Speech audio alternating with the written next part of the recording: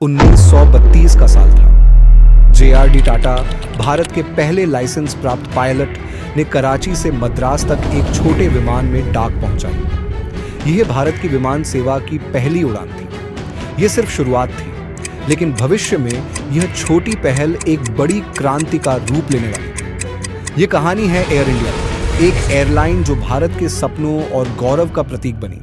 1932 का वह ऐतिहासिक दिन जब एक छोटे से विमान ने कराची से मद्रास तक अपनी पहली डाक उड़ान भरी। इस विमान को उड़ा रहे थे JRD टाटा, भारत के पहले लाइसेंस प्राप्त पायलट।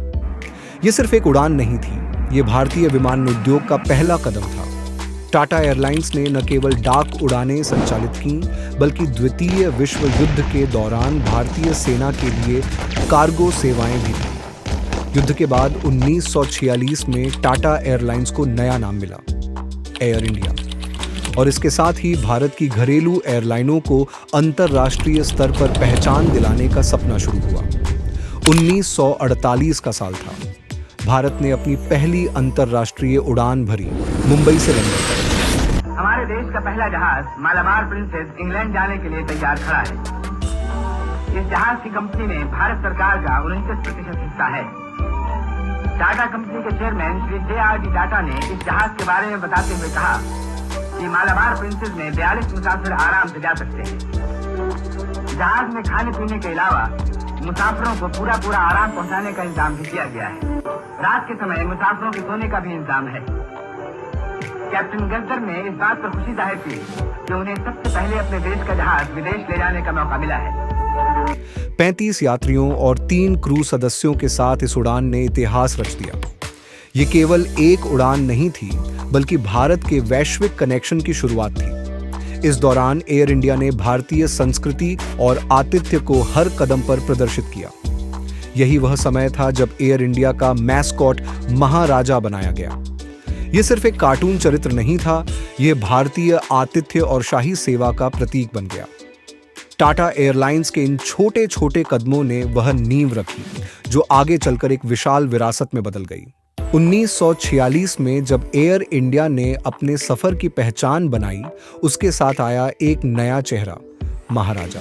लेकिन यह सिर्फ एक मैस्कॉट नहीं था, यह भारत के शाही आतिथ्य और संस्कृति का प्रतीक था। बॉबी कूका और UN मुरगांवकर द्वारा डिजाइन किया गया यह कैरेक्टर अपनी शालीन मुस्कान के साथ यात्रियों का स्वागत करता था। 1950 और 60 का दशक एयर इंडिया के लिए सुनहरा युग था।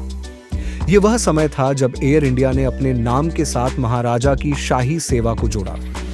भारत ने 1950 में पहला जेट विमान बोइंग 707 अपनाया और यह एशिया की पहली जेट एयरलाइन बन गई। एयर इंडिया ने अपने विमानों के बाहरी हिस्से पर भारतीय कला को चित्रित किया था।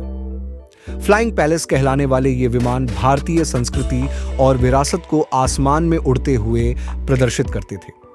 एयर इंडिया न केवल अपनी सेवा के लिए जानी जाती थी, बल्कि अपनी सुरक्षा और समय की पाबंदी के लिए भी मशहूर थी। लेकिन यह सफलता केवल विमानों तक सीमित नहीं थी। एयर इंडिया की उपलब्धियां भारत की अंतर्राष्ट्रीय छवि को मजबूत कर रही थीं। यह न केवल एक एयरलाइन बल्कि भारत का ब्रांड एम्बेसडर बन चुकी थी। जो कभी आसमान का बादशाह था, वह धीरे धीरे अपनी चमक खोने लगा। एयर इंडिया, जो 1950 और 60 के दशक में भारत का गौरव थी, 80 और 90 के दशक तक मुश्किलों का सामना करने लगी। 23 जून 1985 को एयर इंडिया फ्लाइट 182 को एक आतंकवादी हमले का शिकार होना पड़ा। यह घटना कनाडा के इतिहास की सबसे बड़ी आतंकवादी घटना बनी, जिसमें 329 लोगों की जान गई। यह घटना न केवल एयर इंडिया बल्कि पूरी दुनिया के लिए एक झटका थी। सुरक्षा में चूक और आतंकवादी खतरों ने एयरलाइन की छवि और संचालन को गहरी चोट पहुंचाई। 2007 में इंडियन एयरलाइंस और एयर इंडिया का विलय किया गया था, लेकिन यह कदम एयरलाइन को बचाने के बजाय और बड़ी समस्याओं को जन्म दे गया। दोनों एयरलाइनों के कर्मचारियों, संस्कृति और संचालन शैली में मतभेद ने स्थिति को और बिगाड़ दिया। 2000 के दशक तक एयर इंडिया का घाटा बढ़ता गया। महंगे किराए, पुरानी तकनीक और घटती सेवा गुणवत्ता के कारण ग्राहक निजी एयरलाइनों की ओर बढ़ने लगे। इस दौर में किंगफिशर और इंडिगो जैसी नई एयरलाइंस ने बाजार में अपनी जगह बनाई और एयर इंडिया की स्थिति और कमजोर हो गई। साल 2012 तक एयर इंडिया का कर्ज 50,000 करोड़ रुपए से अधिक हो चुका था। कर्मचारियों की हड़तालें, उड़ानों का समय पर न चलना और लगातार हो रहे वित्तीय नुकसान ने एयर इंडिया को लगभग जमीन पर ला दिया। लेकिन क्या यह कहानी यहीं खत्म हो गई? नहीं, इस गिरावट ने एक नई शुरुआत की जमीन तैयार की। गिरावट के बाद हर कहानी में एक नई सुबह होती है और एयर इंडिया के लिए यह सुबह थी 2022 का वह ऐतिहासिक पल जब टाटा समूह ने इसे दोबारा अपनी बाहों में समेट लिया। 90 साल पहले जिस एयरलाइन को JRD टाटा ने अपने सपनों से बनाया था, वह अब एक बार फिर उसी परिवार के हाथों में लौट आई। यह सिर्फ एक व्यावसायिक सौदा नहीं था, यह भारत के गौरव को फिर से जीवित करने की कोशिश थी। टाटा समूह ने एयर इंडिया के पुनरुद्धार के लिए कई साहसिक कदम उठाए। नए विमानों का ऑर्डर दिया गया, कर्मचारियों के लिए प्रशिक्षण कार्यक्रम शुरू हुए और डिजिटल टेक्नोलॉजी के जरिए सेवा गुणवत्ता को बेहतर बनाने का प्रयास किया गया। टाटा समूह ने एयर इंडिया के लिए 470 नए विमानों का ऑर्डर दिया। यह इतिहास का सबसे बड़ा विमान ऑर्डर था। इसके अलावा एयर इंडिया ने विस्तारा और एयर एशिया इंडिया जैसी एयरलाइनों को मिलाकर एक मजबूत ब्रांड बनाने की दिशा में कदम बढ़ाया। टाटा समूह के नेतृत्व में एयर इंडिया अब न केवल मुनाफे की ओर बढ़ रही है, बल्कि एक बार फिर अंतर्राष्ट्रीय स्तर पर अपनी पहचान बना रही है। आज एयर इंडिया आधुनिक तकनीक, बेहतर ग्राहक सेवा और समय पर उड़ानों के लिए प्रतिबद्ध है। यात्रियों को विश्व स्तरीय अनुभव देने के लिए विमान के अंदरूनी हिस्सों को अपग्रेड किया जा रहा है और डिजिटल सेवाओं को मजबूत किया जा रहा है। सेवा में भी बड़े बदलाव किए गए हैं।